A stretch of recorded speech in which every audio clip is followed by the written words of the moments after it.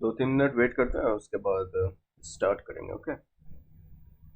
उसमें है ना, जीएफजी में है क्या कि हम लोगों को फंक्शन लिखना पड़ता है ना, पूरा कोड लिखना नहीं पड़ता है, इसीलिए थोड़ा सा हो सकता है तुम डिफिकल्टी फेस किए होगे। ऐसे अभी डिस्कस करेंगे उसको। तो पहले एक तो प्रोग्राम देख लेंगे स्विच केस से, और उसके बाद हम लोग डायरेक्ट उसी पे जंप करेंगे क्वेश्चंस पे। और फिर बचा कुछ टाइम में हम लोग कुछ पैटर्न बेस्ड क्वेश्चंस देख लेंगे कि पैटर्न का प्रोग्राम कैसे सॉल्व किया जाए। ठीक है, थोड़ा देर वेट करते हैं, उसके बाद स्टार्ट कर देंगे।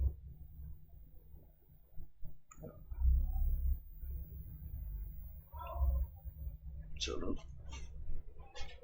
क्वेश्चंस तो इजी ही था।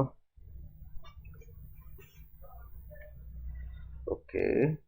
समहाउ एक सॉल्व हुआ बट 250, एक सेकंड चैट देखने दो हमको। 250 टेस्ट केस के बाद टाइम लिमिट एरर आ गया। हाँ, ये तो काफी इम्पोर्टेंट बात है। मतलब टाइम लिमिट एरर तुमको बहुत बार देखने को मिलेगा, है ना, क्वेश्चंस में। और ये क्या होता है और कितने तरह के एरर तुमको देखने को मिलेंगे, इसको कैसे ऑप्टिमाइज करेंगे, ये सब देखेंगे हम लोग। इसको करेंगे ना कुछ क्लासेस के बाद हम लोग क्या करेंगे कि यही देखेंगे कि अब चूंकि क्वेश्चन सॉल्व करने के लिए हम लोग स्टार्ट कर दिए हैं, और वेबसाइट पे इस टाइप का एरर तुम लोगों को फेस करने को मिलेगा। टाइम लिमिट एरर मिलेगा, मेमोरी तुमको सेगमेंटेशन फॉल्ट मिलेगा, बहुत तरह का एरर फेस करने को मिलेगा। तो वो सारा हम लोग देखेंगे कि उसको कैसे रिजॉल्व किया जा सकता है, टाइम लिमिट को कैसे इम्प्रूव किया जा सकता है। उसके लिए कुछ नए नए चीज को पढ़ेंगे। इवन डेटा स्ट्रक्चर हम लोग इसीलिए पढ़ते ही हैं कि हम लोग कोड को ऑप्टिमाइज कर सकें, तो उसे भी पढ़ेंगे, है ना। तो अब वो सब अब स्टार्ट होने ही वाला है। ज़्यादा कुछ अब बचा नहीं है सी प्लस प्लस में, क्योंकि अब तो तुम लोगों का सिर्फ प्रैक्टिस है। प्रैक्टिस जितना करोगे उतना अच्छा रहेगा। कुछ इम्पोर्टेंट टॉपिक्स है जिसको देखेंगे डीप में। पॉइंटर्स जिसको अभी बेसिक पर ही रख के छोड़े हुए हैं, तो पॉइंटर्स को भी डीप में देख लेंगे किसी दिन। फिलहाल के लिए अभी जितना हम लोगों को मालूम है उतना इनफ है ना। और ऑब्वियसली ऊप्स भी देखेंगे, तो ऊप्स को लेके साथ चलेंगे, और क्वेश्चंस में जैसे ही डेटा स्ट्रक्चर का कोई कोई कॉन्सेप्ट आएगा उसको हम लोग डिस्कस कर लेंगे। हम लोगों को कुछ डेटा स्ट्रक्चर पहले ही पढ़ लेना है, ठीक है। बाद में उसको कैसे बनाया जाए उस सबको देखेंगे, ठीक है, कैसे उसको खुद से भी बना सकते हैं। फिलहाल के लिए हम लोग लिंक लिस्ट पढ़ लेंगे, हैश मैप पढ़ लेंगे। तुमको आधा से ज़्यादा क्वेश्चन में हैश टेबल का ये सब का यूज पड़ेगा, तो उसको पहले ही पढ़ लेंगे, जरूरी नहीं है कि उसको लास्ट में पढ़ें, ठीक है। तो चलो ठीक है, काफ़ी टाइम हो गया है, हम स्क्रीन शेयर करते हैं और उसके बाद स्टार्ट करते हैं। ठीक है, स्विच केस पे इनफ है, कोई एक हो जाए। चलो, रिकॉर्डिंग ऑन कर लेते हैं और स्क्रीन शेयर करते हैं।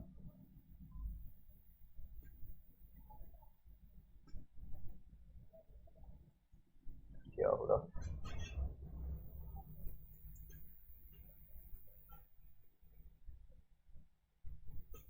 आई थिंक मेरा स्क्रीन लगता है, एक सेकंड, कुछ प्रॉब्लम आ गया लगता है।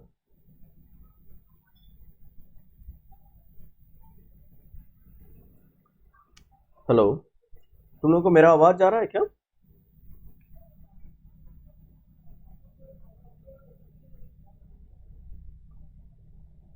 अब आया। थोड़ा सा स्क्रीन लैग कर गया है, पता नहीं क्या रीजन था। आई थिंक ये सब ओबीएस के कारण हो रहा है। रुको, चलो अब स्टार्ट है। ठीक है, अब दिख गया।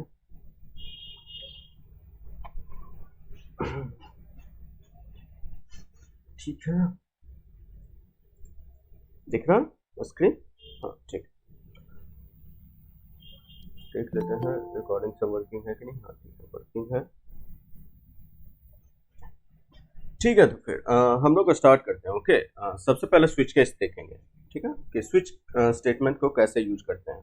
हम लोग इफ देख चुके हैं, इफ एल्स नेस्टेड ये सब नेस्टिंग करना देख चुके हैं। स्विच देखेंगे तो सबसे पहले हम अपना फोल्डर में चले जाते हैं जिसपे सारा का सारा कोड लिख रहे हैं, ठीक है। तो तुमको फिर से सारा स्टेप दिखा रहे हैं। क्या करते हैं, अपने फोल्डर में जाते हैं जो कि मेरा यहाँ पे है, और यहाँ जाके टॉप में जहाँ पे तुमको एड्रेस मिलता है फोल्डर का, वहाँ पे हम कोड पीरियड लिख देते हैं। इससे क्या होता है कि वो फोल्डर मेरा खुल जाता है वीएस कोड पे। अच्छा शॉर्टकट है। ऐसे तुम VS कोड में भी जाके ये सब खोल सकते हो, कोई क्या बात नहीं है। तो चलो एक सेकंड, एक फोल्डर क्रिएट कर लेते हैं डे 15 नाम से, क्योंकि आज 15वां डे है। ये बार बार इसके अंदर क्यों चला जाता है? चलो हम कमांड यूज करते हैं। ओके, तो GUI का उतना एक्सपीरियंस नहीं है,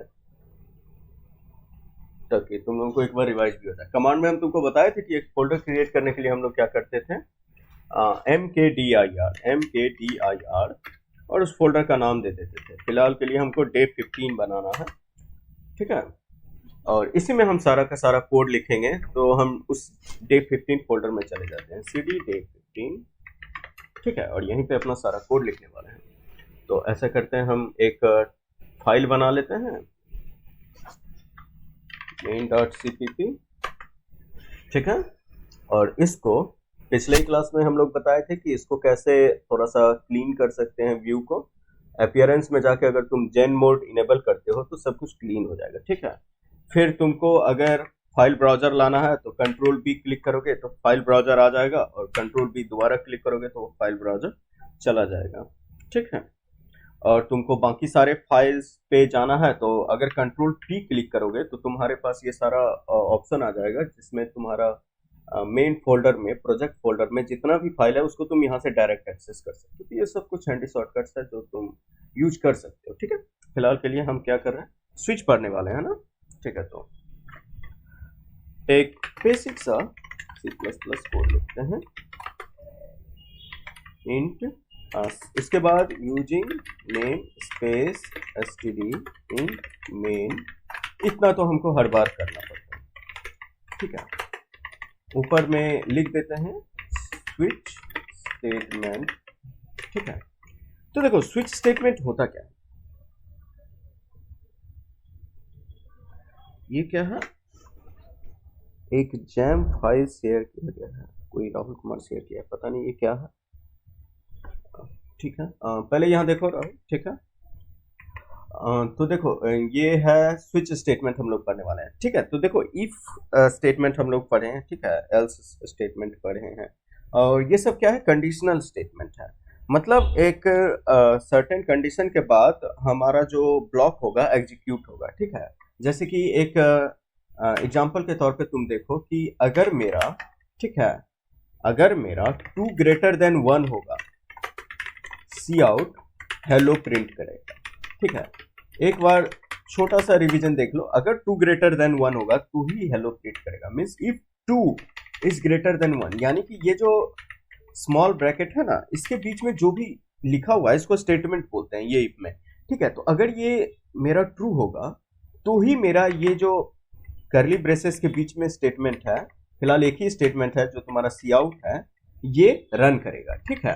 तो अगर तुम इसको रन करवा के देखना चाहो तो देख लो, नीचे टर्मिनल आया G++ main.cpp, ठीक है।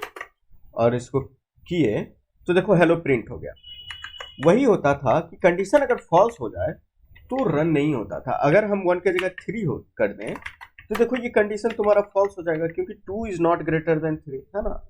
तो ये कंडीशन तुम्हारा फॉल्स हो जाएगा, इसलिए ये रन नहीं करेगा। अगर हम यहाँ पे जाके फिर से कंपाइल और रन करवाए तो देखो कुछ भी नहीं आया, कोई आउटपुट नहीं आया, सिर्फ न्यू लाइन आके तुमको दे दिया, ठीक है। क्लियर करते हैं, CALS, ठीक है। तो ये क्या है तुम्हारा if condition, if condition. Switch भी एक कंडीशनल स्टेटमेंट ही है, लेकिन ये है ना कि एक इसमें खास बात है कि ये तुम्हारा ना कुछ पॉसिबल आउटकम्स पे ही तुम इसको रन करवा सकते हो, ठीक है। और मेरा कहने का मतलब क्या है, हम तुमको एक अच्छा सा प्रोग्राम बना के दिखाते हैं। जैसे हम लोग सम वाला प्रोग्राम बनाए थे, याद है, वही प्रोग्राम बनाते हैं इस बार स्विच स्टेटमेंट के मदद से। उसके बाद तुम लोग को अच्छे से क्लियर हो जाएगा कि हम लोग कैसे सिनारियो में उसका यूज कर सकते हैं, ठीक है। तो फिलहाल के लिए हम इसको क्या करने वाले हैं, कमेंट करने वाले हैं, और कमेंट नहीं करते हैं, डिलीट ही करते हैं, ये तो बेसिक सा चीज है। तो अब करते हैं कि हम क्या किए थे, यूजर से 2 इनपुट ले लिए थे, इंट a और b में उस इनपुट को स्टोर कर लेंगे। यूजर से पहले मांग लेते हैं इंटर 2 नंबर्स, ओके, यूजर हमको 2 नंबर देगा, उसको हम ए और बी में स्टोर कर लेंगे। एक ही लाइन में हम सी इन कर लिए दोनों को। ओके, ये सब तुमको पता है, बेसिक सा है। हाँ, यहीं पे करते हैं राहुल, कंटिन्यू और ब्रेक स्टेटमेंट का यूज यहीं करते हैं। स्विच अभी पढ़ेंगे ना, जस्ट देख लो तुम, यहीं पे हम लोग उसका यूज करेंगे। ठीक है, ऐसे हम लोग उसका लूप में भी यूज करते थे। फिलहाल के लिए हम तुमको यहाँ दिखाते हैं ब्रेक का यूज। ठीक है, यहाँ ब्रेक का यूज देखोगे तुम, और लूप में भी उसका करते हैं, और वैसे सिनेरियो में हम तुमको दिखा देंगे, अभी सब दिखा देंगे कंटिन्यू और ब्रेक का। ठीक है, काफी आसान सा चीज है वो, उतना डिफिकल्ट नहीं है। तुम एक बार ये प्रोग्राम अच्छे से देखो, तुमको सारा चीज क्लियर हो जाएगा। ठीक है, कि अब क्या हुआ ना, ए और बी हम यूजर से ले लिए। ठीक है, ए और बी हमको यूजर दे दिया। अब हम एक और कैरेक्टर बनाते हैं जिसमें हम ऑपरेटर को सेव करेंगे। ओके, कैरेक्टर बनाए जिसका नाम हम रख दिए ओपी, शॉर्ट में ऑपरेटर के लिए। ओके, और यूजर से बोले कि सी आउट एंटर द ऑपरेटर। ठीक है, इंटर ऑपरेटर। ठीक है, ऑपरेटर यूजर से मांग रहा है। ऑपरेटर मैथमेटिकल ऑपरेटर, यही plus minus division subtraction, user जो देना चाहे हम उसके हिसाब से फिर अपना ऑपरेशन परफॉर्म करेंगे। ठीक है, यूजर को बोल दिया कि तुम हमको ऑपरेटर दो। ठीक है, जो ऑपरेशन करना चाहते हो। ठीक है, उसके हिसाब से हम लोग क्या करेंगे ना, जो यूजर ऑपरेटर देगा, अगर प्लस देगा तो हम प्लस करेंगे, माइनस देगा तो माइनस करेंगे। तो इससे पहले हम ये प्रोग्राम बना के देख चुके हैं। ठीक है, इससे पहले हम लोग प्रोग्राम बना के देख चुके हैं। इफ कंडीशन का यूज किए थे, उस वक्त क्या किए थे, इफ कंडीशन का यूज किए थे और चेक कर रहे थे कि if operator is equals two plus. ठीक है, तो हम लोग उसके हिसाब से फिर प्लस वाला चीज यूज करते थे, प्लस वाला स्टेटमेंट को रन करते थे। ठीक है, लेकिन इस बार हम लोग स्विच केस का यूज करेंगे, और देखो वो कैसे कर सकते हैं। पहले तो हम ऑपरेटर को इनपुट ले लेते हैं, सी इन कर लिए ओपी को। ठीक है, अब हम स्विच का यूज करेंगे। तो स्विच का यूज करने के लिए स्विच लिखो। ठीक है, ये मेरा ऑटो कंप्लीशन कर दिया, हम इसे मिटा देते हैं, बिल्कुल भी हम ऐसा नहीं करना चाहते थे। ठीक है, अंडू करते हैं। ठीक, स्विच ऐसे ओपन करोगे। ठीक है, और इसके अंदर, स्विच के अंदर तुमको वो चीज डालना होगा, स्विच जो रिसीव करेगा। फिलहाल के लिए हम ओपी देने वाले हैं। ठीक है, स्विच के अंदर यहां पे तुमको वो चीज डालना है जिसको तुमको कंपेयर करना है। ओके, फिलहाल के लिए हम ऑपरेटर को कंपेयर करने वाले हैं, और किस चीज से कंपेयर करना है वो सब हम केसेस में लिखेंगे, केसेस में लिखेंगे। और देखो क्या, केस। ओके, और केस में हम लोग क्या कर रहे हैं, प्लस लिखते हैं, और उसके बाद कॉलम देते हैं। ठीक है, और इसके बाद हम लोग ये केस अगर सक्सेस हो जाता है, ये केस अगर सक्सेसफुल होता है, तो इसके बाद हम लोग क्या करने वाले हैं उसको लिखते हैं। ठीक है, तो फिलहाल हम इसको इंडेंट करने के लिए एक अच्छा सा मतलब इंडेंट कर देते हैं। इंडेंट करना मतलब तुम समझ रहे हो ना, कुछ स्पेसेस दे दिए ताकि इसको लगे कि मेरा नेक्स्ट कोड इस केस का पार्ट है, इसलिए हम इंडेंटेशन को यूज कर रहे हैं। ठीक है, तो अब देखो, इसके बाद अगर ये प्लस होता तो हम लोग क्या करेंगे, सी आउट करवाएंगे। ठीक है, एडिशन या सम, सम, और सम मेरा क्या है, ए प्लस बी, ये हम कर देंगे, और एक न्यू लाइन भी दे देंगे। ओके, एक न्यू लाइन दे देंगे। ये मेरा क्या है, प्लस केस हैंडल हो चुका है। ठीक है, स्विच में एक और केस होता है जो डिफॉल्ट होता है, इफ इन केस तुम्हारा बाकी सारा केस नहीं होता है। ठीक है, तो एक केस होता है डिफॉल्ट, ये तुम हमेशा डालोगे, इसमें कोई कंपैरिजन नहीं, डायरेक्ट लिख दो, और लिख दो डिफॉल्ट में हम लिख देंगे। ठीक है, इनवैलिड ऑपरेटर, मतलब अगर प्लस के अलावा वो हमको कुछ दे तो हम बोल देंगे कि भाई तुम ऑपरेटर जो दिए हो वो इनवैलिड है, हम उसको नहीं जानते हैं। ठीक है, तो ये डिफॉल्ट केस को हम लिख दिए। ऑब्वियसली हम मिस्टेक कर दिए, इसको हमको स्विच के अंदर लिखना था। ओके, स्विच के अंदर लिखना था। इंडेंट करते हैं, और जानते हो हर एक केसेस के बाद तुमको ब्रेक करना होगा, हर एक केसेस के बाद ब्रेक करना होता है। क्यों? क्योंकि ये केस रन कर गया ना, तो अब तुमको कोई और केस नहीं रन करवाना है, इसीलिए हमको ब्रेक कीवर्ड का यूज करते हैं। ठीक है, ब्रेक कीवर्ड क्या कहता है कि इसके बाद हम जिस भी ब्लॉक में ब्रेक डिफाइन किए हैं वो ब्लॉक अब रन नहीं करने वाला है। तो फिलहाल मेरा ब्लॉक क्या है, ये वाला ब्रेक, ये करली ब्रेक से, ठीक है। ये जो ब्लॉक है यहाँ से यहाँ तक वाला ब्लॉक है, यानी कि स्विच स्टेटमेंट का जो ब्लॉक है, ठीक है, उसको अब रन नहीं कर पाएगा, मतलब अदर केसेस को नहीं देखने वाला है। हम पहले इतना ही तुमको करके दिखाते हैं, उसके बाद माइनस, मल्टीप्लीकेशन, सब्ट्रैक्शन सबके लिए देखेंगे, ठीक, सॉरी सब्ट्रैक्शन माइनस एक ही है, मतलब डिवीजन सबके लिए देखेंगे। ओके, देखो इसको सेव कर लेते हैं और उसके बाद एक बार रन करवा के देखते हैं। G++ मेरा फाइल का नाम है main.cpp, ठीक है, कोई एरर तो नहीं आया है फिलहाल के लिए। अब जब रन करवाते हैं, ये हमको क्या बोल रहा है, इंटर 2 नंबर, हम नंबर दिए 2 और 3, ठीक है, बोल रहा है ऑपरेटर, तो हम प्लस दे के देखते हैं। देखो सम 5 आ गया ना, सम 5 आ गया, ठीक है। ये कैसे काम करता है अभी हम लोग देखेंगे। फिलहाल के लिए और बाकी सारे केसेस के लिए लिख सकते हैं, लिख देते हैं, उसके बाद हम तुमको बताते हैं कि ये काम कैसे करता है। और भी केसेस दे सकते हो, जैसे कि हमको इस बार चाहिए था कि सम के लिए तो हो गया, अगर माइनस आ जाए तो, अगर माइनस आ जाए तो ये स्टेटमेंट रन करे, सी आउट सब्ट्रैक्शन, सब्ट्रैक्शन, ठीक है, और ये क्या हो जाएगा, a माइनस बी, ठीक है।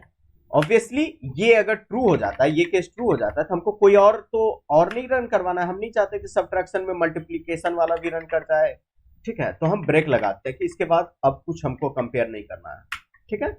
एक और बना लेते हैं मल्टीप्लीकेशन के लिए। देखो जरा कंपैरिजन में हम क्या कर रहे हैं, इसको सिंगल कोट में डाल रहे हैं। हाँ, बताते हैं डिफॉल्ट का यूज क्यों करते हैं, ओके बताते हैं, अभी जस्ट बताते रहो, ठीक है। फिलहाल के लिए ये चीज नोटिस करो तुम कि हम सारे केसेस का, ठीक है, ऑपरेटर्स को सिंगल कोट में लिख रहे हैं। क्यों सिंगल कोट में लिख रहे हैं, तो याद करो कि हम ऑपरेटर को एज ए कैरेक्टर ले रहे हैं, ओके। तो कैरेक्टर को अगर कंपेयर करना होता है, हम नीचे लिख देते हैं, ओके, अगर कमेंट बना के, अगर हमको कैरेक्टर को, दो कैरेक्टर को कंपेयर करना है, तो हमको ऐसे करना होगा, ठीक है। इफ यूजर जो इंटर करेगा, ठीक है, तो हम ऐसे तो इफ कंडीशन में क्या लिखते थे, if OP is equals two plus, ठीक है। तो ओपी में जो कैरेक्टर आएगा ना, वो उसको रिप्लेस करके ऐसे ही लिखाएगा, तो ऑब्वियसली हमको उसको, ठीक है, क्योंकि कैरेक्टर लेना है, और कैरेक्टर को सी कैसे स्टोर करता है, ये सिंगल स्टोर में, सॉरी सिंगल कोट में तुमको कैरेक्टर को रखना है, ओके। सिंगल कोट, हर एक कैरेक्टर को स्टोर करने के लिए तुमको सिंगल कोट यूज करना पड़ता है, इसलिए कंपैरिजन में भी हम लोग क्या करते हैं, सिंगल कोट का ही यूज करते हैं, ठीक है। ये केसेस भी क्या करता है ना, तुम समझ लो ना कि वो केसेस की जगह रिप्लेस करके इफ कंडीशन लिख रहा है। तो केसेस में हम बोल रहे हैं कि अगर मेरा यहाँ पे तुम ऐसा इमेजिन करो, ठीक है, ठीक है, ऐसा इमेजिन करो, कमेंट देके लिखते हैं कि ऐसा आ रहा होगा, ऐसा आ रहा होगा, ये इस चीज को वेरीफाई करेगा, किस चीज को, minus is equals to OP, ठीक है, सॉरी माइनस, ठीक है, ये ऐसा कर रहा होगा। और यहां पे केसेस वाला है, और यहां पे सेकंड में क्या आएगा, तुम्हारा ओपी वाला आएगा, ठीक है, मतलब दोनों माइनस माइनस आएगा, ऐसा वो कर रहा होगा कंपेयर करके। अगर यहीं पे हम सिर्फ माइनस लिख देते तो ये दोनों इक्वल नहीं होता, अगर यहाँ पे हम सिर्फ माइनस लिखते तो ये दोनों इक्वल नहीं आता, एरर दे देता, और तुमको हम करके ही दिखा देते हैं, ऐसा करते हैं, ठीक है, तुमको करके ही दिखाते हैं, अभी दिखा देंगे, तुमको करके दिखा देंगे। फिलहाल के लिए हम पहले ऐसा करते दिखाई देते हैं पहले, ठीक है। तुम एरर देख लो क्या एरर आता है, हम सारे को कमेंट कर देते हैं और फिर से पुराने वाले कोड को रन करवा के दिखाते हैं तुमको। इस बार क्या करेंगे हम, ये सिंगल कोट नहीं देंगे, सिर्फ प्लस लिख देंगे। तुम कहोगे कि हम तो प्लस इंटर करने वाले हैं, लेकिन तुम जरा देखो क्या बोलता है कि कॉलन के पहले मिस्टेक है, ठीक है, ये इसको आइडेंटिफाई नहीं कर पा रहा है कि ये क्या है, ये प्लस, ओके, ये आइडेंटिफाई ही नहीं कर पा रहा है कि प्लस क्या है, ठीक है, ये इस इनपुट को आइडेंटिफाई नहीं कर पा रहा है। याद रखो केसेस में हम लोग दो तरह का इनपुट ले सकते हैं, या तो तुम्हारा इंटीजर वैल्यू ले सकते हैं, या तो कैरेक्टर वैल्यू, और कैरेक्टर को हमेशा याद रखो तुमको क्या करना होगा, सिंगल कोट में यूज करना होगा, ठीक है, single quote, not double quote, single quote, ठीक है। और फिर से हम इस सबको अनकमेंट करके सारे चीजें, सारे ऑपरेटर के लिए बना देते हैं। देखो जरा, सी आउट इस बार मल्टीप्लिकेशन के लिए बनाते हैं, जिसको हम प्रोडक्ट लिख देते हैं, प्रोडक्ट। ठीक है, और इसके लिए हम क्या करते हैं, ए इंटू बी। ठीक है, और ऑब्वियसली ब्रेक देना होगा तुमको, ताकि नीचे वाला बाकी सारा स्टेटमेंट ना रन कर जाए। ठीक है, नीचे वाला बाकी सारा स्टेटमेंट नहीं रन कर जाए। फिर देखो केस इस बार बनाते हैं डिवीजन के लिए। ठीक है, और फिर से सी आउट करते हैं डिवीजन। डिवीजन स्पेलिंग मिस्टेक हो रहा है मेरा। ठीक है, ये तुम्हारा डिवीजन के लिए हो गया। ऑब्वियसली तुमको ब्रेक देना होगा। ठीक है, और एक बना लेते हैं मॉडुलस ऑपरेशन के लिए, जो कि मेरा रिमाइंडर होता है। याद करो, इसको मॉडुलस बोलते हैं, जो क्या करता है, हमको रिमाइंडर कैलकुलेट करके देता है। ओके, और देखो इसमें हम लिख भी देते हैं reminder. Okay, reminder A modulus B. Okay, enter new line और ब्रेक। तो देखो, अगर ब्रेक नहीं देते हम क्या होता, अगर ब्रेक नहीं देते तो क्या होता कि जैसे अगर मान लो प्लस कर दिए, हम प्लस कर दिए तो ब्रेक नहीं दिए, तो ये स्टेटमेंट को भी वो चेक करता, फिर ये स्टेटमेंट को भी चेक करता, फिर ये स्टेटमेंट को भी चेक करता, ये स्टेटमेंट को भी चेक करता। हम कह दिए कि मेरा प्लस वाला सही हो ही गया, ऑब्वियसली हम सिर्फ प्लस देंगे ऑपरेटर में, प्लस सिंबल इनपुट करेंगे, तो वो सब्ट्रैक्शन वाला थोड़ी हमको रन करना चाहिए, नहीं करना चाहिए ना। तो प्लस वाला अगर हमको रन हो ही गया तो बाकी सारा को वो क्यों चेक करे, है ना। इसीलिए हम क्या करते हैं, ब्रेक कर देते हैं कि अब हमको चेक करने का कोई जरूरत नहीं है, हम जानते हैं कि मेरा आउटपुट एक ही आने वाला है। ठीक है, और डिफॉल्ट में तुमको ब्रेक देने का कोई जरूरत नहीं है, क्योंकि डिफॉल्ट क्या है, डिफॉल्ट हमेशा तुम्हारा एंड में रहता है। ओके, डिफॉल्ट तुम्हारा हमेशा एंड में रहता है, इसके बाद कोई और स्टेटमेंट नहीं है जिससे तुमको डर लगे कि वो ना रन हो जाए, इसलिए तुमको डिफॉल्ट के बाद ब्रेक देने का कोई जरूरत नहीं है। ठीक है, इस चीज को एक बार तुमको हम कंपाइल करके सारे टेस्ट केसेस पे दिखाते हैं, और उसके बाद तुमको बताते हैं कि ये कैसे हो रहा है। ओके, अच्छे से इसको समझना। ठीक है, तो क्या करने वाले हैं हम, G++, मेरा फाइल का नाम main.cpp, रन करवाए, बोल रहा है इंटर 2 नंबर्स, तो हम नंबर दे देते हैं 10 and 2, 10 and 2 दिए। ऑपरेटर देते हैं, इस बार हम डिवीजन का यूज करते हैं, डिवीजन 5 बता दिया। फिर से हम रन करवाए, इस बार नंबर देते हैं 10 and 2, फिर से इस बार मल्टीप्लिकेशन का यूज किए, 20 प्रोडक्ट 20 बता दिया। ठीक है, सिंपल। इस बार रिमाइंडर का यूज करेंगे। ओके, तो इस बार नंबर देते हैं 10 and 20, फिर से 10 and 3 देते हैं। ओके, ताकि हमको कुछ रिमाइंडर देखने को मिल जाए। तो इस बार मॉडुलस सिंबल का यूज करते हैं, तो देखो रिमाइंडर 1 आया, ऑब्वियसली 10 को डिवाइड करोगे 3 से तो रिमाइंडर तुमको 1 मिलने वाला है। ओके, क्या होगा अगर हम कोई दूसरा सिंबल देते हैं, तो तुम्हारे सवाल का जवाब डिफॉल्ट क्यों यूज करते हैं, तो क्या होगा अगर हम कोई दूसरा सिंबल देते हैं, तो 10 and 2 लिखते हैं, और इस बार सिंबल दे देते हैं हम इक्वल टू का। देखो क्या लिख रहा है, इनवैलिड ऑपरेटर, इनवैलिड ऑपरेटर। तो याद होगा तुमको कि एल्स केस में हम लोग क्या करते थे, जब इफ कंडीशन यूज करते थे तो उसमें एक एल्स बनाते थे कि अगर मेरा इफ कंडीशन काम नहीं किया तो क्या होता था, मेरा एल्स रन कर जाता था।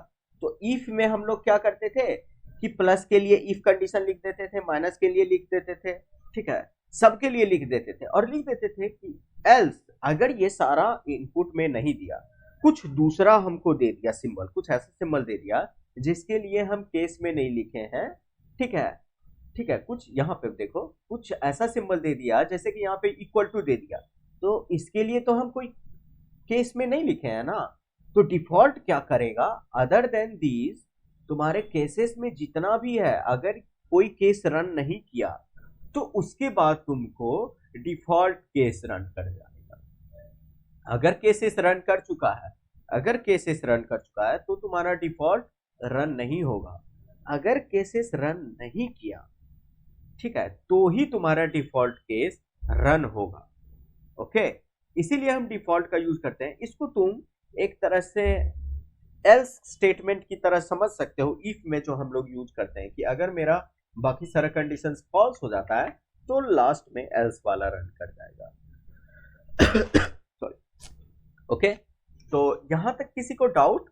ये तुम्हारा ब्रेक है। ब्रेक क्या करता है? अच्छा देखो, हम तुमको ब्रेक हटा के दिखा देते हैं क्या होता है।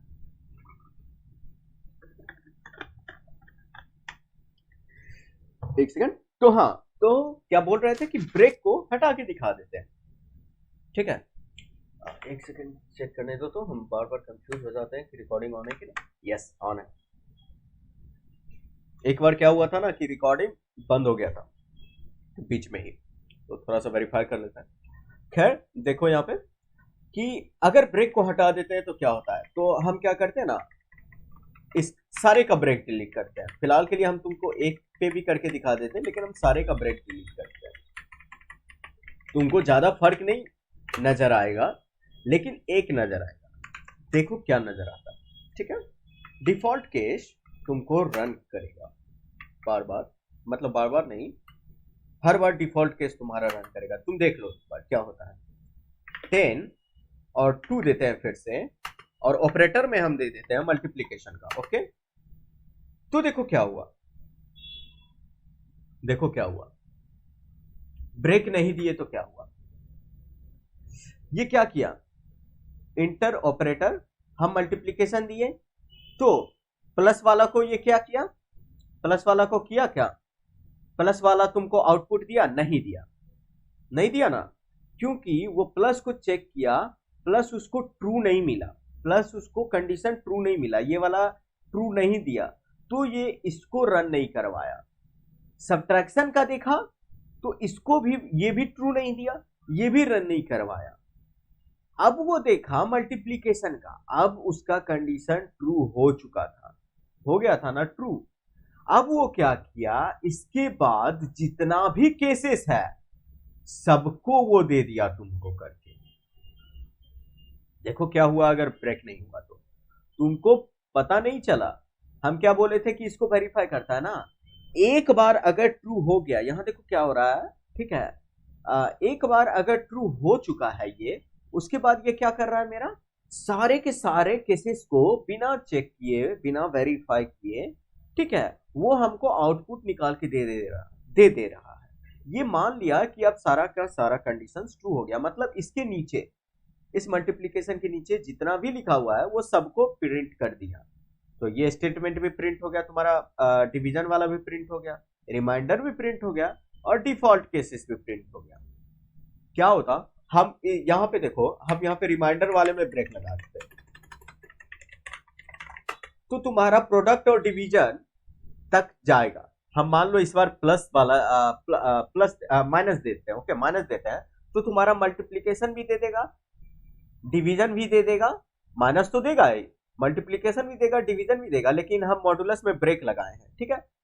तो देखो मॉडुलस ब्रेक नहीं देगा, ये सीधा सीधा आउट कर देगा। अब डिफॉल्ट केसेस भी रन नहीं करेगा, क्या बताए कि ब्रेक जैसे ही देखता है ना वो, फिर उसके बाद उस ब्लॉक से बाहर आ जाता है। तो ब्रेक का यूज यहाँ पे तुमको अच्छे से पता चल जाएगा। जरा देख लो इस चीज को। हम क्या करते हैं, कंपाइल करवाते हैं, रन करवाए, फिर से दिए 10 और 2, मेरा फेवरेट, और इस बार दे दिए सब्ट्रैक्शन। तो क्या बताए तुमको कि प्रोडक्ट तो दे दिया, सब्ट्रैक्शन दिया ना, उसके बाद प्रोडक्ट भी दे दिया, डिवीजन भी दे दिया, क्योंकि डिवीजन वाले में भी ब्रेक नहीं लगा, रिमाइंडर भी दे दिया, और रिमाइंडर के बाद उसको मिल गया ब्रेक। जैसे ही ब्रेक देखा, अब वो बोला कि हम चेक नहीं करेंगे, हम अब किसी को चेक नहीं करने वाले हैं, वो निकल गया। तो डिफॉल्ट केसेस तुमको प्रिंट नहीं हुआ। इसीलिए क्या होता है ना कि अगर तुम चाहो कि ट्रू होने के बाद, कोई भी स्टेटमेंट ट्रू होने के बाद तुम्हारा एक ही स्टेटमेंट रन करे, ठीक है, ट्रू होगा तो उसके नीचे बाकी सारा स्टेटमेंट रन कर जाएगा। तो हम नहीं चाहते हैं कि मेरा प्लस ट्रू हो जाए तो बाकी सारा भी रन कर जाए, है ना। इसलिए हम क्या कर रहे हैं, तो अगर प्लस वो तुम्हारा हो जाता तो बाकी सारा भी रन कर जाता। इसीलिए हम क्या कर रहे हैं, इस चीज को अवॉइड करने के लिए कि नीचे का सारा केसेस रन ना करे, इस चीज को अवॉइड करने के लिए हम क्या करते हैं, हर एक केस में ब्रेक यूज कर देते हैं। तो तुम लोग भी याद रखो इस चीज को कि केसेस में हमेशा ब्रेक यूज किया करो, ठीक है, केसेस में हमेशा ब्रेक यूज किया करो। इफ इन केस तुम्हारे पास कोई ऐसा प्रोग्राम आए कि नहीं भाई, अगर इस केस को ट्रू हो जाने के बाद बाकी हमको कहीं नहीं चेक करना, तो तुम हटा देना ब्रेक को, ठीक है। फिलहाल के लिए तुम क्या करो, यूज करो, ठीक है। डिफॉल्ट में ब्रेक देने का जरूरत नहीं है क्योंकि इसके बाद ऑब्वियसली वो बाहर आ जाएगा, ठीक है। तो मेरे ख्याल से स्विच में इससे ज्यादा कुछ है नहीं, ठीक है। इस चीज को तुम क्या कर सकते हो ना, उसमें भी बना सकते हो, क्या बोलते हैं, इफ से भी बना सकते हो, लेकिन स्विच तुम्हारा हैंडी हो जाता है, ठीक है। तुम अलग अलग केसेस के लिए लिख सकते हो। स्विच बहुत जगह इफ से ज्यादा अच्छा परफॉर्म करता है, ओके। अच्छा परफॉर्म क्या करता है, मतलब थोड़ा सा क्लीनर लगेगा, तुम अच्छे से इसको देख पा रहे हो। इफ को बार बार तुम लिखोगे एलसिफ एलसिफ एलसिफ करके तो थोड़ा सा लॉन्ग भी जा सकता है। हालांकि हमको तो कुछ खास डिफरेंस नजर नहीं आता है फिलहाल के लिए, ये चल रहा है अगर कोडिंग में तो ऑब्वियसली कुछ ना कुछ इंपॉर्टेंस होगा ही। पर ऐसे सिनारियो में तुम इसका यूज कर सकते हो, समझ रहे हो। तो बताओ स्विच में कुछ ऐसा दिक्कत तुमको, देखो ध्यान रहे कि स्विच में ना हम लोग ना केसेस जो लिखते हैं ना, केसेस में हम ऐसा पढ़े हैं, यहाँ पे या तो तुम इंटीजर ले सकते हो या फिर कैरेक्टर ले सकते हो। हम लोग स्ट्रिंग को केसेस में नहीं ले सकते, ऐसा हम पढ़े थे एक बार बुक में। ये कितना सही है, हम ऐसा करते हैं, इसको वेरीफाई करके देख लेते हैं। हम इसी फाइल को कॉपी करके एक नया फाइल बनाते हैं, ओके। एक्स कॉपी, इस फाइल को बनाते हैं, मतलब इसी फाइल को डुप्लीकेट करके सेव कर लेते हैं स्विच केस में, ठीक है। तो एक्स कॉपी, मेरा फाइल का नाम है main.cpp और हम इस फाइल का नाम रख रहे हैं switch, spelling switch.cpp, okay, switch.cpp। तो स्विच वाला तो मेरा सेफ रह गया, ठीक है। अब हम क्या करते हैं, main.cpp में चेंज करते हैं। तो हम क्या बोल रहे हैं तुमको, ये क्या करता है ना, इंटीजर को वेरीफाई करेगा, केसेस में इंटीजर ले सकते हैं, ठीक है, और कैरेक्टर ले सकते हैं, ठीक है। यही दोनों को कंपेयर कर सकते हैं। और हम कभी स्ट्रिंग पे ट्राई नहीं किए, लेकिन हमको याद है हम ऐसा पढ़े थे कि वो क्या होता है ना कि स्ट्रिंग वगैरह को कंपेयर नहीं कर सकते हो, फ्लोटिंग पॉइंट वैल्यू को कंपेयर नहीं कर सकते हो तुम, ठीक है। सिर्फ तुम क्या करोगे, इंटीजर पे ट्राई करोगे और तुम्हारा कैरेक्टर पे ट्राई करोगे। तो एक बार क्या करते हैं हम, कोई फ्लोटिंग पॉइंट वैल्यू ही लेके देख लेते हैं, ओके। फ्लोट लेके देख लेते हैं, हम सब निकालेंगे फ्लोट का, फ्लोट ए और बी, ओके। तो सब चीज चेक करके देख लेना है हमको, क्योंकि ऑब्वियसली ऐसे नहीं होगा, हमको कंपेयर करने के लिए ना फ्लोट लेना चाहिए, तो ऐसे नहीं, कुछ दूसरा प्रोग्राम बनाते हैं, देख।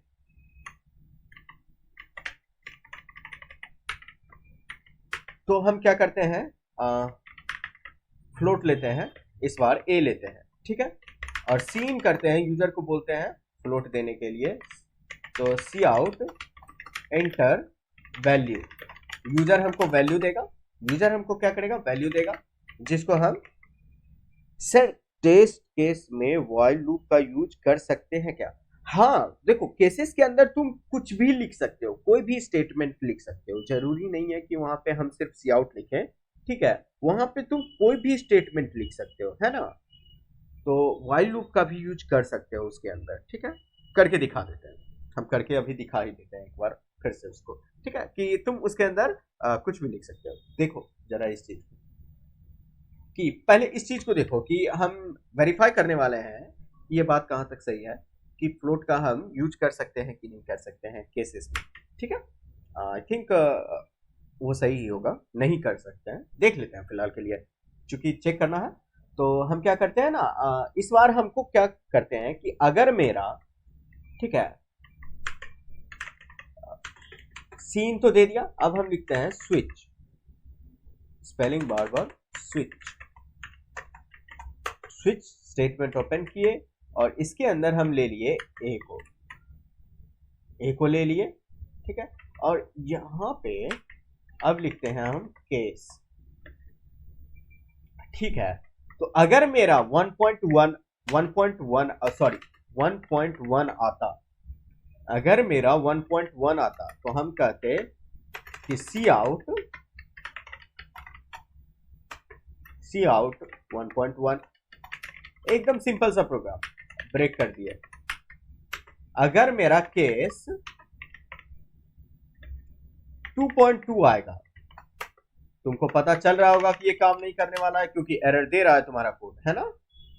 अगर 2.2 आता तो हम 2.2 लिख देंगे। अगर इसके बाद कुछ और आ जाए, अगर इसके बाद कुछ और आ जाए तो हम डिफॉल्ट में बोल देंगे कि भाई नहीं हमको कुछ नहीं लिखना है,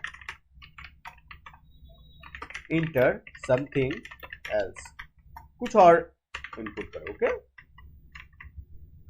और उसके बाद क्या करेंगे हम, मेरा स्विच केस एंड हो गया। ठीक है, तो तुम देख रहे हो ना, तुम्हारा ये आईडीई कुछ सजेस्ट कर रहा है, तुमको एरर दे रहा है।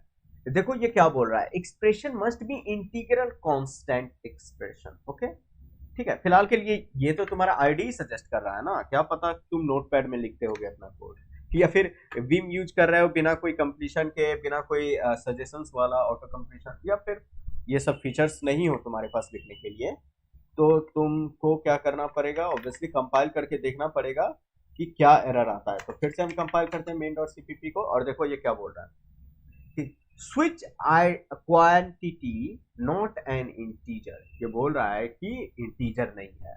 ठीक है, इंटीजर नहीं है तो तुमको इंटीजर देना चाहिए था, फ्लोट नहीं देना चाहिए था। देखो इंट अगर लेते हैं तो इंट इस बार दिया ना, देखो मेरा सारा का सारा यहाँ वाला तो चला गया क्योंकि स्विच यहाँ पे इंटीजर एक्सेप्ट किया। अब यहाँ पे भी हम इंटीजर बना देते हैं कि अगर हमको 1 आए तो 1 प्रिंट करके दे दो, 2 आए तो 2 प्रिंट करके दे दो, नहीं तो बोलो भाई कुछ और प्रिंट करो। ठीक है, देख लो। अब इसको हम करवाते हैं g++ main.cpp, कोई एरर नहीं, और रन जब करवाओ तो तुम इनपुट दो। जैसे मान लो हम 3 दिए इनपुट, तो बोला इंटर समथिंग एल्स, 2 दिए तो 2 तुमको आउटपुट में दे दिया। ये गेसिंग गेम, गेसिंग वाला प्रोग्राम याद होगा तुमको, जो गेसिंग गेम करके प्रोग्राम बनता है, तो तुम यहां से गेसिंग गेम खेल सकते हो। ठीक है, तुम लिख सकते हो कि guess your number, guess a value और नंबर, कुछ भी लिख सकते हो। ओके, और हम क्या कहते हैं ना कि यहाँ पे एक केस दे देते हैं कि अगर मेरा नंबर 7 होगा, ठीक है, तभी हम सी आउट कर देंगे भाई you are right, you got it. Okay, you got it, ये मीन्स तुम सही हो। ओके, अगर नहीं होगा तो इंटर समथिंग एल्स करेंगे। ठीक है, अगर नहीं होगा तो इंटर समथिंग एल्स। देखो क्या हुआ, गेस नंबर 2 दिए, इंटर समथिंग एल्स, फिर से रन करवाना पड़ेगा हमको, बार बार रन करवाना पड़ेगा। देखो यहाँ पे लूप नहीं हो रहा है ना, 5 दिए, फिर से बोला, इस बार 7 देते हैं, यू गॉट इट। ओके, ये तुम्हारा हो गया है ना।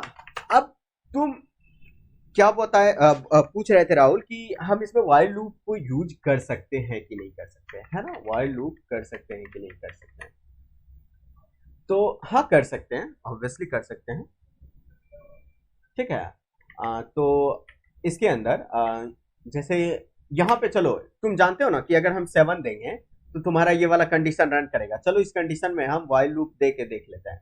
ठीक है, वाइल लूप दे के देख ही लेते हैं। वाइल, या वाइल क्या, मेरा फेवरेट फोर लूप देखते हैं। For int i is equal to 1, table 7 के बाद 10 तक प्रिंट कर देते हैं। ठीक है, 7 के बाद 7 से लेके हम 10 तक प्रिंट कर देते हैं। i is less than equal to 10, 10 तक प्रिंट करेगा और i प्लस प्लस करेगा, और सी आउट कर देंगे क्या, 7, सॉरी नॉट 7, i, और एक न्यू लाइन। तो इस बार क्या आउटपुट आने वाला है तुम्हारा, सी आउट होगा 7, 8, 9, 10, यू गॉट इट के बाद अगर तुम 7 इनपुट में देते हो तो देखो, पहले तो कंपाइल करना पड़ेगा ऑब्वियसली तुमको हर एक बार कोड को, और जब तुम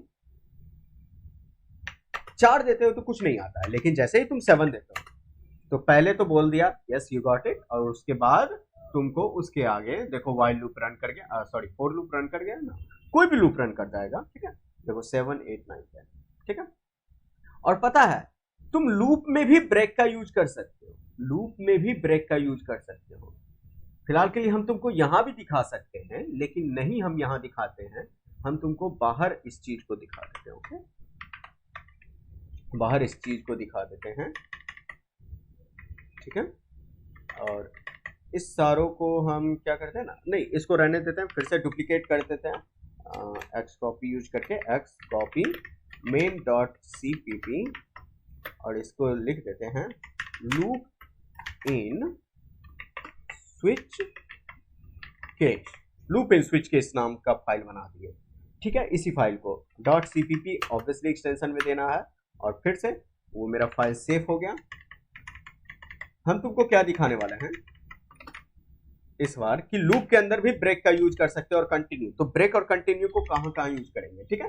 तो इस बार हम यहां पे लिख देते हैं ब्रेक एंड कंटिन्यू। लूप के अंदर तुम स्विच केस के अंदर तुम ब्रेक तो देख ही चुके हो कैसे काम करता है। ब्रेक का सिंपल सा काम है कि जैसे ही ब्रेक आए उसके बाद तुम उस ब्लॉक से बाहर आ जाओ, भले ही वो ब्लॉक तुम्हारा इफ कंडीशन का हो, लूप का हो, या कोई भी चीज का हो। तो फिलहाल के लिए हम क्या करते हैं, हमको जो भी नंबर देगा, जैसे नंबर नहीं, हम यहाँ पे लिख देते हैं कि inter number, enter a value. ठीक है, वो हमको जो भी वैल्यू देगा हम फॉर लूप चलाएंगे। इंट आई इक्वल्स टू 0 1 से चलाते हैं, और आई इज लेस देन ए तक, लेस देन इक्वल टू ए तक हमको प्रिंट करना है, ए तक हमको प्रिंट करना है, और सी आउट आई कर देते हैं। तो इससे क्या होगा कि हम जो भी नंबर देंगे, तुम पहले इस चीज को रन करवा के देखो कि जो भी नंबर देंगे हमको वहां तक आउटपुट देगा। जैसे 7 दिए, देखो 7 तक हमको दिया, हम चाहते हैं कि 7 दे। तो देखो यहाँ पे क्या होगा ना, इस बार हम एक लिखते हैं condition, if i equals to, अगर आई इक्वल्स टू 4, अगर आई इक्वल्स टू 4, इसको ऊपर लिखते हैं, अगर आई इक्वल्स टू 4, ये means if i is equals to 4, हमको क्या करना है, ब्रेक कर देना है। ठीक है, ब्रेक कर देना है। तो अब क्या होगा, तुम गेस करो इस चीज को कि मेरा लूप स्टार्ट होगा। ठीक है, मेरा लूप स्टार्ट होगा आई इज इक्वल्स टू 1 से, आई इज इक्वल्स टू 1 से लूप स्टार्ट होगा। ठीक है, तो कुछ तो हो नहीं रहा है, चेक करेगा सबसे पहले। जैसे ही लूप स्टार्ट होगा इस लाइन पे आएगा और चेक करेगा क्या if i is equals to 4 है। ठीक है, तो बोलेगा नहीं, ये तो फॉल्स हो गया, तो इस कंडीशन को रन नहीं करेगा, वो इस ब्लॉक को रन नहीं करेगा। फिर सी आउट उसको मिला, सी आउट 1 कर देगा। ठीक है, फिर वो क्या करेगा, आई इज इक्वल्स टू, इस बार 2 हो चुका है क्योंकि सी आउट के बाद कोई स्टेटमेंट नहीं है, तो इंक्रीमेंटेशन होगा, इंक्रीमेंटेशन होगा, तो अब आई इज इक्वल्स टू 2 हो चुका है। ठीक है, फिर 2 को वेरीफाई करेगा कि क्या 2 इज इक्वल्स टू 4 है, नहीं है, तो फिर से ये रन नहीं होगा, और सी आउट उसको मिलेगा, फिर सी आउट 2 कर देगा।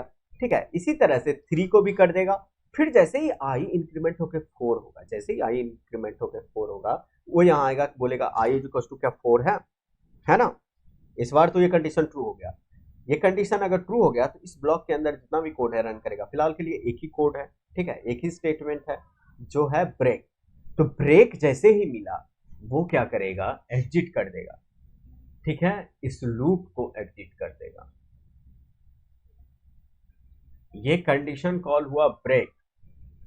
ठीक है, तो इस लूप को एग्जिट कर देगा। देखो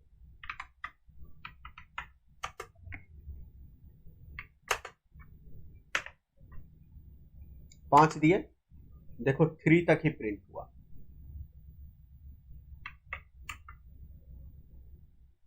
8 भी देते हैं 3 तक ही प्रिंट होता है, 2 देते हैं तब तक तो कोई दिक्कत नहीं है। लेकिन जैसे ही 4 होता है ना, 4 के बाद वो प्रिंट ही नहीं करेगा, इस लूप से ही एग्जिट कर देगा,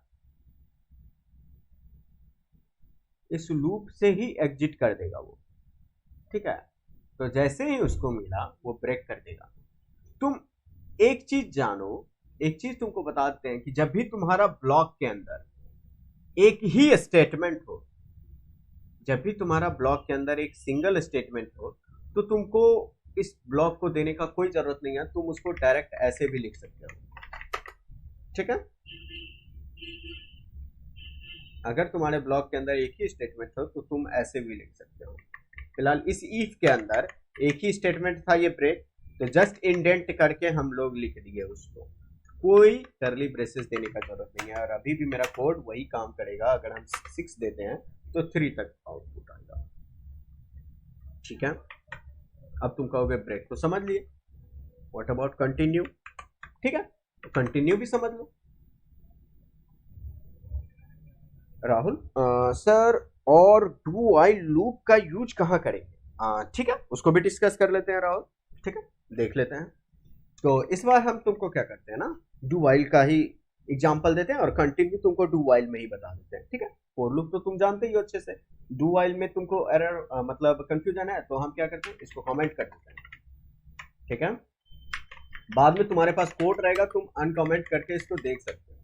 फिलहाल के लिए अब तुमको क्या बताते हैं, डू वाइल लूप, मतलब लूप ही ना करना है हमको, डू वाइल लूप यूज करते हैं टू, ओके। एंड हमको क्या करना है भाई, सी आउट करवाना है, क्या सी आउट आई करवाना है। ऑब्वियसली इस सब में क्या होता है ना, हमको आई को बनाना पड़ेगा ना, पहले आई को पहले बनाना पड़ेगा, इंट आई जो कि 1 है।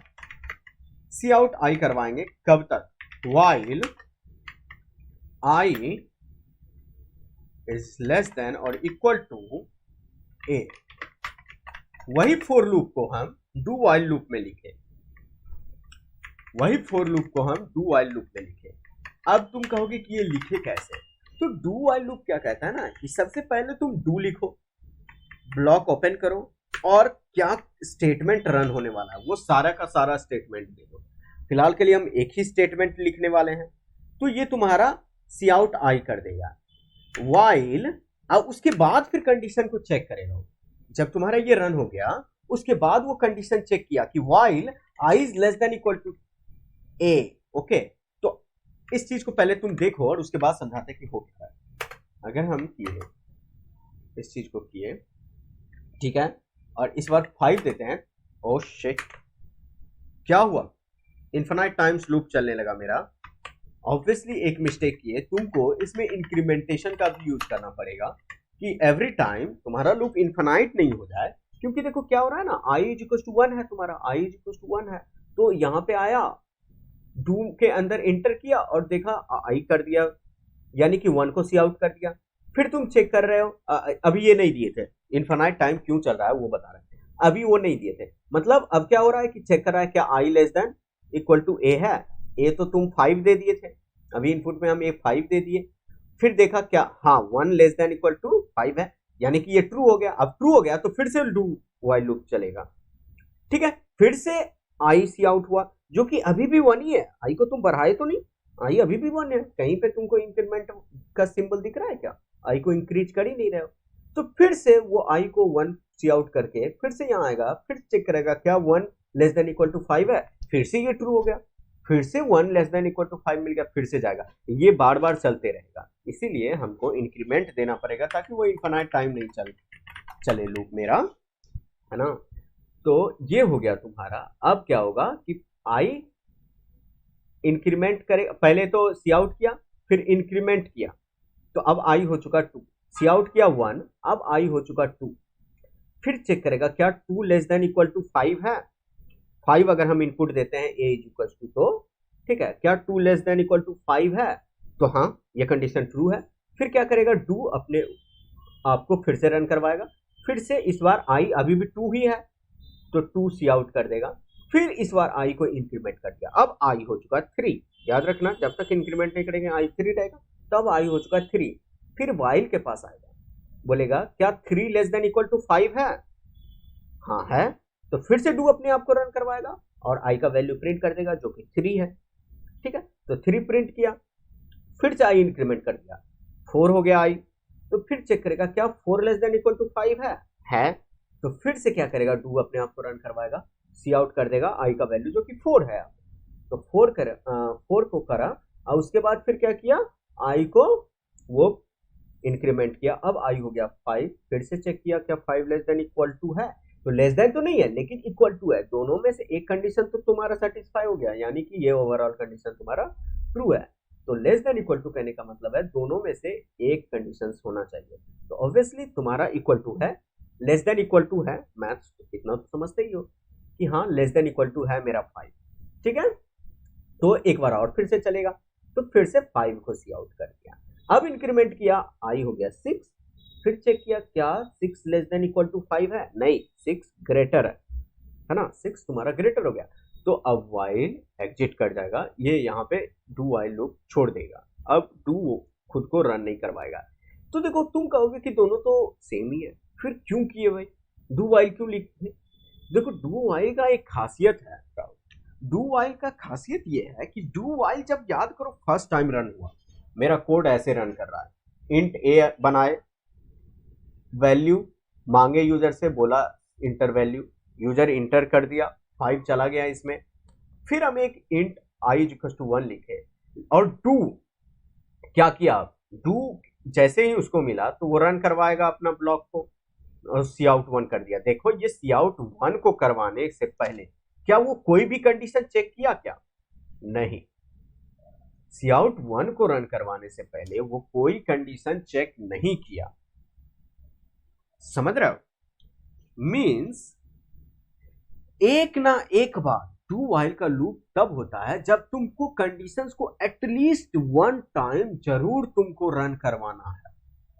यहां वाइल लूप में क्या हो रहा है ना कि सबसे पहले उसको इनिशियलाइज किए 1 को, फिर वो बिना ब्लॉक को रन करवाए, अभी वो ब्लॉक रन नहीं करवाएगा, सबसे पहले वो वेरीफाई करेगा कंडीशंस को कि क्या मेरा आई जो अभी 1 है, फर्स्ट टाइम आई जो अभी 1 है, क्या 1 लेस देन इक्वल टू ए है, और ए में 5 है, मेरा इनपुट 5 हम किए हैं, तो क्या मेरा 1 लेस देन इक्वल टू 5 है? अगर ये कंडीशन ट्रू होता है, अगर ये कंडीशन ट्रू होता है तभी वो मेरा क्या करेगा, ये ब्लॉक अंदर का रन करवाएगा। लेकिन डू वाइल लूप के केस में ऐसा नहीं है, फर्स्ट टाइम तो वो कंडीशन चेक ही नहीं करता है, तो फर्स्ट टाइम तुम्हारा रन कर जाएगा, भले ही तुम्हारा ये 0 दे दो, भले ही तुम इनपुट में 0 दे दो। और इस बार क्या करते हैं, दोनों लूप को ओपन कर देते हैं और तुमको दोनों का कंपैरिजन दिखाते हैं कि क्या होगा। हम यहाँ पे देखो दोनों लूप दे दिए, दोनों लूप दे दिए है ना। अब क्या होगा अगर दोनों लूप रन करवाएं और इनपुट 0 दे, इनपुट 1 देते हैं, तो इनपुट क्या दिए, a बराबर 1 दिए, तो देखो a बराबर 1 दिए, ठीक है, तो ये तुम्हारा काम किया, a बराबर 1 दिए तो ये लेस देन इक्वल टू हुआ, सी आउट 1 कर दिया, ओके। फिर डू वाइल लूप के पास आया, आई इज इक्वल टू अभी भी 1 है, 1 को सी आउट किया, फिर 1 को इंक्रीज किया तो इस बार 2 हो गया, तो 2 लेस देन इक्वल टू नहीं है, तो ये तुमको सी आउट कर दिया। अभी तुमको खास फर्क नहीं पता चल रहा है, तुम बोल रहे हो कि दोनों सिमिलर काम कर रहा है, कहां हुआ ऐसा? क्या होगा अगर हम ए इज इक्वल टू 0 दे देते हैं, तो देखो इस बार एक ही आउटपुट आया। तो कैसे आया, तो देखो ए इज इक्वल टू मेरा 0 आया ना, इस ए में 0 आ चुका है, इमेजिन कर लो तुम ए में 0 आ गया, तो फिर जैसे इस फोर लूप क्या आया, पास आया, तो फोर लूप में int i is equal to 1 आया, int i is equal to तुम्हारा 1 आया, और फिर वेरीफाई किया, कंडीशन को चेक किया, क्या मेरा आई लेस देन इक्वल टू, क्या मेरा आई लेस देन इक्वल टू 0 है, यानी कि क्या मेरा 1 लेस देन इक्वल टू 0 है? नहीं है ना, 1 0 से लेस देन और इक्वल टू नहीं है, ऑब्वियसली 1 ग्रेटर है, तो ये नहीं है, तो मेरा ये सी आउट रन नहीं किया, ठीक है, ये सी आउट मेरा रन नहीं किया, है ना। ये अब फिर उसके बाद क्या हुआ, ये रन नहीं किया, मतलब ये कंडीशन फॉल्स हो गया, तो फोर कोई काम ही नहीं किया। लेकिन डू वाइल के पास कैसे आया, जब आया तो ये क्या हुआ, आई अभी भी 1 है, लेकिन ए में हम क्या 0 दिए हुए ना, आई 1 है, तो ये 1 को सी आउट कर दिया। पहले तो वो देखा सी आउट है मेरे सामने, तो 1 को सी आउट कर दिया, 1 को इंक्रीज कर दिया, अब देखा वो क्या मेरा 2 लेस देन इक्वल टू, क्या 2 लेस देन इक्वल टू 0 है, नहीं है, तो अब नहीं रन किया। तो देखो एक ना एक बार तुम्हारा डू वाइल लूप रन कर ही गया, भले ही तुम्हारा कंडीशन फॉल्स था, भले ही तुम्हारा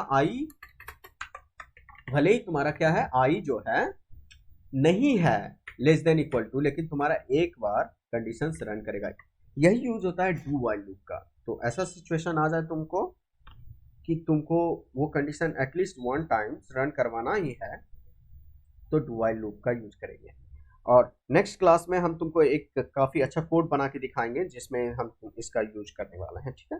फिलहाल के लिए तुम्हारा डू वाइल लूप हो गया, और अब तुमको एक चीज जो कंटिन्यू पूछे हो, तो कंटिन्यू दिखा देते हैं और उसके बाद इसको एंड कर देते हैं। एंड नहीं करते हैं, मतलब फिर क्वेश्चंस डिस्कस करते हैं, जो क्वेश्चंस तुम लोगों को बनाने के लिए दिए, ओके। सत्यार्थ को इसमें 2 क्वेश्चंस में प्रॉब्लम है, हालांकि हम सारा क्वेश्चंस डिस्कस करने वाले हैं, ठीक है। तो ऐसा नहीं है कि सारा डिस्कस करते हैं, पहले जिसमें प्रॉब्लम है वो देख लेते हैं, अगर टाइम बचा तो सारा डिस्कस कर लेंगे, ओके। लेकिन हाँ, एक बार हम उस क्वेश्चंस को तुमको हिंट देकर छोड़ देंगे, इफ इनकेस टाइम नहीं बचा तो हम हिंट दे देंगे ताकि तुम नेक्स्ट टाइम उसको ट्राई करो, ठीक है। तो कंटिन्यू हम बताने वाले थे ना, तो देखो ब्रेक में क्या हुआ था, ब्रेक वाला कोड हम वापस से ले आते हैं, ठीक है, और इसको कमेंट करते हैं, तो और इसको वापस से कमेंट कर देते हैं, ताकि ये सारा कोड तुमको मिल पाए। ये तुम्हारा डू व्हाइल लूप हो गया। तो ब्रेक में क्या था कि मेरा ब्लॉक एग्जिट कर देता था डायरेक्ट। मेरा क्या होता था, ब्लॉक को डायरेक्ट एग्जिट कर देता था, फॉर लूप चलता ही नहीं था। ठीक है, लेकिन इस बार हम क्या चाह रहे हैं कि क्या हो ना, कि अगर नंबर ऑड हो तो वो उसको प्रिंट ही ना करे, अगर नंबर इवन हो तो वो उसको प्रिंट करे। ओके, तो देखो इसको क्या करते हैं, हम एक कंडीशन लिखते हैं, इफ आई, प्रिंट तो आई हो रहा है ना, प्रिंट आई हो रहा है, हम बोले जैसे ही आई मॉडुलस 2 इक्वल्स टू 0, मतलब जैसे ही हम आई को 2 से डिवाइड करेंगे और इक्वल टू 0 हो, ठीक है, तो इसको प्रिंट करना है। हम क्या चाहते थे कि इवेंट को प्रिंट करना है, ठीक है, तो इसको प्रिंट करना है, समझे, बाकी में तुमको प्रिंट नहीं करना है। तो इस चीज को हम थोड़ा अदर वे में लिख देते हैं, इस चीज को थोड़ा अदर वे में लिखते हैं कि अगर इक्वल टू 0 नहीं हो, यानी कि नंबर ऑड हो, तो हम लिख देते हैं कंटिन्यू। कंटिन्यू। अब कहोगे कि ये क्या किया, तो देखो क्या किए, कंटिन्यू क्या करेगा, फिलहाल से फिलहाल के लिए ये भी ध्यान दो, यहाँ भी एक ही स्टेटमेंट है, तो हम डायरेक्ट कंटिन्यू यहाँ लिख सकते हैं, ठीक है, फिलहाल के लिए ऐसे रहने दो। तो देखो यहाँ पे क्या हो रहा है कि हम इस बार तुमको करके दिखाते हैं, पहले आउटपुट देखो, समझने, पहले आउटपुट देखो, हो गया इंटर वैल्यू, और इस बार दिया 5, 2 और 4 प्रिंट हुआ, हम लार्जर देते हैं, 10 देते हैं, देखो 2 4 6 8 10 हुआ। ओके, 2 4 6 8 10, और नंबर कोई प्रिंट हुआ क्या, नहीं। तो देखो क्या हो रहा है, वेट ए मिनट, सॉरी, तो देखो यहाँ पे क्या हो रहा है कि सबसे पहले हम यहाँ पे 10 दिए, इमेजिन करो हम यहाँ ए इनपुट में 10 दे दिए, ठीक है, तो अब क्या हुआ, वो चेक किया, आई 1 से इनिशियलाइज हुआ, ठीक है, आई 1 से इनिशियलाइज हुआ, फिर अब देखा क्या मेरा 1 लेस देन इक्वल टू 10 है, क्या मेरा 1 लेस देन इक्वल टू 10 है, ऑब्वियसली है, ये कंडीशन ट्रू हो गया, यानी कि तुम्हारा फॉर लूप रन करेगा। फॉर लूप अब रन किया तो उसको पहला चीज मिला, ये उसको क्या मिला, अगर i modulus 2 is not equal to 0, i में क्या है 1 है ना, अभी फर्स्ट टाइम आई में 1 है, तो बोला 1 modulus 2 is not equal to 0, ये कंडीशन तुम्हारा ट्रू हो गया। कैसे कि 1 को मॉडुलस करोगे 2 के साथ, कमेंट में लिखते हैं हम, अगर 1 को मॉडुलस करोगे 2 के साथ तो तुम्हारा क्या आएगा, रिमाइंडर 1 आएगा, क्योंकि 2 से डिवाइड करोगे तो रिमाइंडर 1 ही आएगा, ठीक है, डिवाइड करके देख लो, तुम्हारा रिमाइंडर 1 आने वाला है, ठीक है। तो ये क्या होगा कि ये तो तुम्हारा हुआ नहीं, ये कंडीशन 0 तो हुआ नहीं, और हम नॉट इक्वल टू लगाए हुए हैं, ठीक है, तो यानी कि ये तुम्हारा क्या आया, 1 आ गया, ये तुमको रिमाइंडर दिया 1, 1 नॉट इक्वल टू 0 हुआ, 1 नॉट इक्वल टू 0 हुआ, तो ये टोटल का टोटल कंडीशन ट्रू हो गया। कंडीशन ट्रू हुआ यानी कि ये ब्लॉक तुम्हारा रन करेगा, और जैसे ही रन किया ये ब्लॉक, ये देखा कंटिन्यू है, तो कंटिन्यू जब देखता है ना, ब्रेक में क्या करता है, वो ब्रेक देखता है तो फॉर लूप को स्किप कर देता है, मतलब फॉर लूप से बाहर आ जाता है, लेकिन कंटिन्यू जैसे देखता है वो उस फॉर लूप के अंदर बाकी सारे स्टेटमेंट को स्किप कर देता है। मींस अब इसके नीचे जितना भी स्टेटमेंट होगा वो उसको नहीं देखेगा, अब डायरेक्ट वो इंक्रीमेंटेशन कॉल करेगा, डायरेक्ट वो इंक्रीमेंटेशन कॉल करेगा और i2 हो जाएगा। मतलब समझो कि इसके नीचे और भी अगर बहुत सारा कंडीशन होता, इसके अंदर और भी स्टेटमेंट होता, कमेंट में लिख देते हैं स्टेटमेंट 1 2 3 4, तो ये सारे के सारे स्टेटमेंट को क्या करता ना, ये सबों को स्किप कर देता, इस सब को रीड ही नहीं करता। कंटिन्यू देखता ना, तो वो क्या करे, जैसे ही कंटिन्यू देखता है, फॉर लूप अपने आप को इंक्रीमेंट करके, आई अपना वैल्यू इंक्रीमेंटेशन कॉल करके नेक्स्ट कंडीशंस को वेरीफाई करने के लिए चला जाता है ना। तो वो क्या किया, आई इज इक्वल टू 1 को, ये कंडीशन ट्रू हो गया, तो 1 को वो प्रिंट नहीं करेगा क्योंकि उसको कंटिन्यू मिला, अब वो यहां आ गया, वो तो 1 को प्रिंट ही नहीं किया, सी आउट 1 कॉल ही नहीं हुआ, वो यहां आ गया, और इंक्रीमेंटेशन वो होता है, तो इंक्रीमेंटेशन हो गया, वो 2 हो चुका, 2 हो गया, तो फिर वेरीफाई किया क्या 2 लेस देन इक्वल टू 10 है, और फिर जब चेक किया क्या 2 मॉडुलस 2 जो कि 0 होता है नॉट इक्वल टू 0 है, तो नहीं, 0 इक्वल टू 0 है, ये कंडीशन फॉल्स हो गया, ये कंडीशन फॉल्स हो गया, यानी कि ये ब्लॉक रन नहीं किया। यानी कि तुम्हारा कंटिन्यू रन नहीं किया, कंटिन्यू रन नहीं किया तो ये रन करेगा, ये रन करेगा, समझ रहे हो? यानी कि कंटिन्यू क्या करता है, सिंपल सा मानो कि कंटिन्यू जब भी मिलेगा तुमको, फिर उस कंटिन्यू के नीचे जितना भी स्टेटमेंट है वो सबको स्किप कर देगा, वो फॉर लूप से बाहर नहीं आएगा। ब्रेक क्या करता है, फॉर लूप से ही बाहर आ जाता है, वो पूरा का पूरा लूप ही स्किप कर देता है। और कंटिन्यू क्या करता है, स्टेटमेंट्स को स्किप करता है। तभी स्किप करेगा जब उसको कंटिन्यू मिलेगा। और कहां से स्किप करेगा, अपने नीचे के स्टेटमेंट को, क्योंकि अगर ऊपर कोई दे दो गलती से तो वो तो रन कर जाएगा ना, तब ना वो इसको इसके पास आएगा। तो अपने नीचे जितने भी स्टेटमेंट है उसको स्किप कर देता है।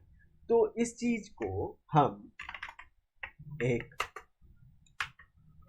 सिंपल सा चीज में लिख देते हैं ताकि ये फाइल तुमको मिले तो तुम इस चीज को पढ़ पाओ, ठीक है?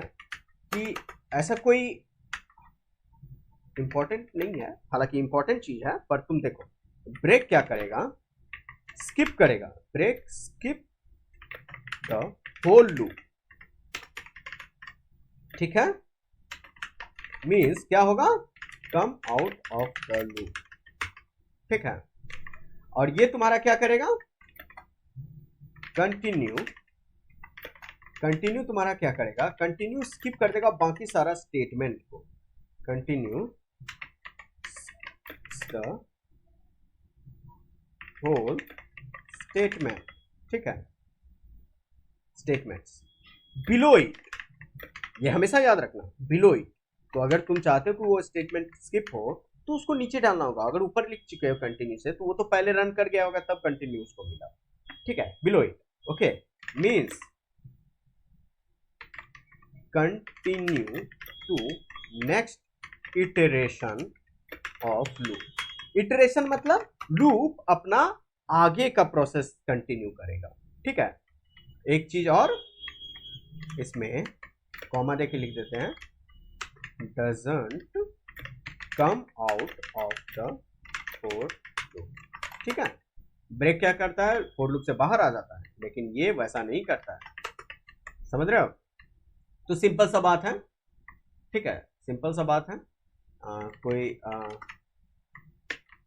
तुम कोड लिखते रहोगे ना तो तुमको ये चीज पता चल जाएगा। टॉप पे लिख देते हैं, ओके? और ये सारा कचरा को क्लीन कर देते हैं। डू व्हाइल लूप तुम्हारे पास सामने रहेगा, ठीक है? और इस फाइल को हम कॉपी करके एक नया नाम दे देते हैं, मेरा कॉपी main.cpp को नया नाम दे देते हैं ब्रेक एंड कंटिन्यू .cpp, ठीक है? सेव हो गया। तो यहां तक अगर तुम लोगों को कोई दिक्कत है तो बताओ, और उसके बाद हम लोग क्या करेंगे, उसके बाद हम लोग क्वेश्चंस देखेंगे, ठीक है? बताओ अगर कोई दिक्कत है तो उसके बाद बताओ, क्वेश्चंस देखेंगे। काफी अच्छा क्वेश्चंस था वो सारा जो दिए हैं, ठीक है? इंपॉर्टेंट है। देखो तुम लोगों को प्रैक्टिस अगर करोगे तभी तुम लोगों को आने वाला है ना? तो प्रैक्टिस करना है, जो क्वेश्चंस देते हैं कोशिश करो कि उसको बनाने का, है ना? कोशिश करो उसे बनाने का, और कोशिश करो कि तुम वो सारे वेबसाइट पे विजिट करते हो रेगुलरली, ठीक है? विजिट करते रहो। कॉन्टेस्ट आता है तो बनाओ, हम इन्फॉर्म कर दिया करेंगे कि आज कॉन्टेस्ट है, अगर उस दिन क्लास होगा तो नहीं लेने वाले हैं, ठीक है? तो कॉन्टेस्ट को जाके दिया करो, इसको एज ए होमवर्क लो तुम लोग, ठीक है? इसको एज ए होमवर्क लो कि तुमको कॉन्टेस्ट रेगुलर बेसिस पे करना है। एक क्वेश्चन, दो क्वेश्चन स्टार्टिंग में सॉल्व होगा, दो क्वेश्चन तो इजीली हो जाएगा, दो क्वेश्चन काफी इजी होता है। थ्री क्वेश्चन कभी कभी टफ मिल जाता है, ठीक है? फोर्थ क्वेश्चन थोड़ा सा तुम करने लगोगे तो फोर्थ बनने लगेगा, ठीक है?